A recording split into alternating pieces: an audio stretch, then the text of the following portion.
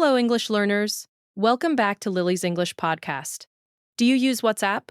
Do you sometimes ask questions to a chatbot? What if those conversations stayed secret, even from the company? Today we talk about a new feature from WhatsApp that gives you private chats with its AI. WhatsApp is a very popular messaging app. Many people use it every day. Now, WhatsApp has a special new mode for its AI chatbot. This mode is called incognito mode.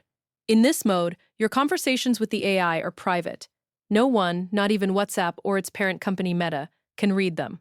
Also, after you finish the chat, the messages disappear. You cannot see them again, and the company cannot see them either.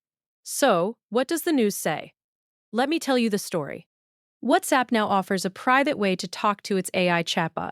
The head of WhatsApp, Will Cathcart, said people want private conversations about health, relationships, and money. They do not want these personal topics to be saved. But a cybersecurity expert has a worry. He says if the chats disappear, there is no record. This could be a problem if the AI gives bad advice or if something harmful happens.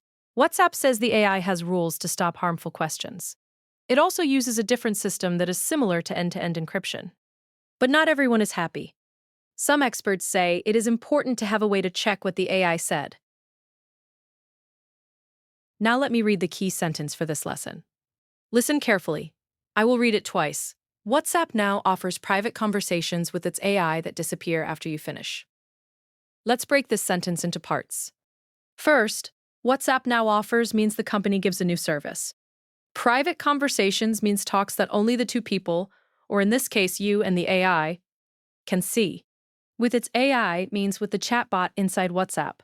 Finally, that disappear after you finish means the messages go away and you cannot find them later. So the idea is simple. You talk, and then the talk is gone.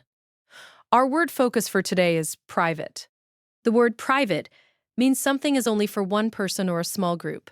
It is not for everyone to see or hear. For example, you can have a private conversation with a friend. Here are two more examples. First, she keeps a private diary at home. Second, please send me a private message about the plan. A common collocation is private information. That means information about you that you do not want others to know. Other collocations are private conversation and private meeting. So remember, private equals not public, only for you. Now let's see if you remember. Here's a quick quiz question. What does the word private mean? Option A, not secret at all. Option B, only for one person or a small group. Option C, for everyone to see. Option D, very expensive.